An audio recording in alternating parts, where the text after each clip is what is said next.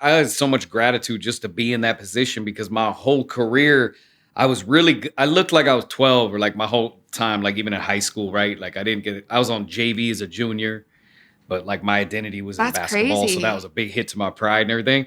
I had skills like offensively, but on defense, I like shied away from contact. And then like I looked Yeah. so young that like coaches didn't really want to like give me that That's opportunity. honestly like saying that you were on JV is wild to me Yeah. because now you've gone up against former NBA players, current NBA players. Mhm. Like you go to any park and you're dropping somebody. You know Yep. what I mean? So like to know that like a high school system, I guess, didn't accept kind of this kind of ball that you were playing, or maybe you were timid. I don't know. Did No, you? you're exactly right. So where I was coming up in Oregon, the style of play was very like Hoosiers, very like, you know, people would call it like Princeton offense. We're gonna run these defensive Yeah, things. So like if you went out of the offense and like cross somebody over, throw a no look pass or like score, like yeah. it might come off in that environment as like a little bit showboaty or whatever. And then like I was like good, but I wasn't like ranked in the state, so I probably didn't have the trust of my coaches to be able to like show out like that. Right.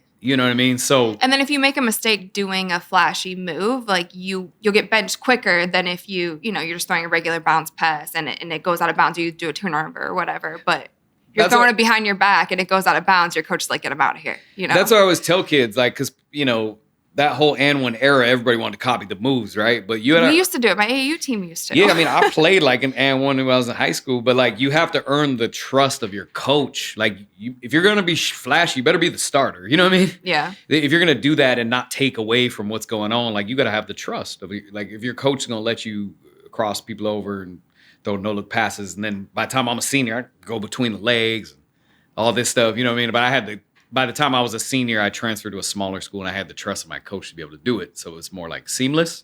Yeah. But yeah, I had a good senior year. I transferred to this like really small Christian school for like better opportunity.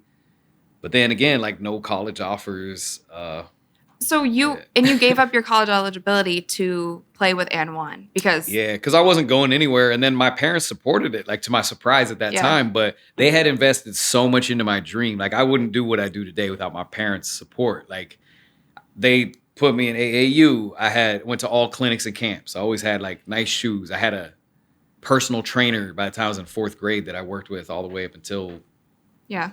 even being on AN1. So they had invested so much into it and they knew I wasn't going anywhere like at the community college. So they were like, yeah, let's do it. And if at that time AN1 was so popular, we felt like it was going to be around forever, like the Globetrotters. Mm-hmm. Yeah. And I think too we're similar in the fact that like we're not necessarily built like ball players, right? Like you're Yeah. smaller in general, so you have to control the things that you can control. So for me, I chose shooting. I was like, I'm just gonna be a lights out shooter. That's it. That's what I like to do. That's what I can do, and that's how I got my scholarship and excelled how I wanted to in basketball. But I feel like a lot of kids nowadays also need to understand that because right now on Yeah. social media, you just see highlights, or it's like somebody doing moves like you, but like you had a trainer. I never knew that you had a personal trainer since fourth grade and you were doing all of these different things. You probably had to work harder and smarter than some kids who maybe were born 6'5", Oh, 100%. 100%. Like, that's what I tell kids now. There's a whole, like, a lot of kids like to, or parents will say, like, size doesn't matter. That's kind of like a word, right? Size doesn't matter, but, like, it does. Like, the smaller you are, the more skilled you're going to have to be. Or, like Yeah. you say, you were expert at shooting. So it's like your shooting's going to need to be elite for you to be on. You know what I mean? So, yeah, because, like, and that's what I always tell people, too. People don't really think about it like this, but, like, size, strength, and speed are more a better asset than being high skilled because at the end of the day, high skilled is based on how you perform that day. Size and strength ain't going nowhere. Like by True. default, you're gonna have your size and strength. True. That's why in the NBA game, like that's really like a size and strength game. Not that guys aren't skilled. It's like people have both. But even some posts, you could be like, oh, maybe they're not the most skilled, but they're so damn strong and big. It's Right. like, they got that spot. Absolutely. So yeah, I never really made it until I got on and one. I never really made it, and like even I had a good senior year, but outside of that, my environment allowed me to think maybe I wasn't really that good when it came to organized ball. Because Yeah. I played pickup, I'll go crazy, and people knew me for that. But in the season, it was like we had to conform. And so they made me think that's what basketball was in an organized level, all the way around. But by the time my and one of my teammates saw me, they were like, you're not going to college? You're not going D1? And I was like, D1? Yeah.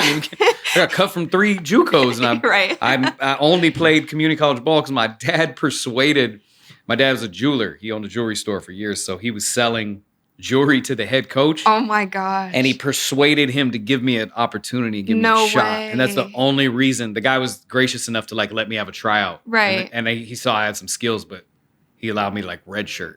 And then I ended up playing because like some guys got injured. So that's the only reason I played community college. That's insane. Yeah.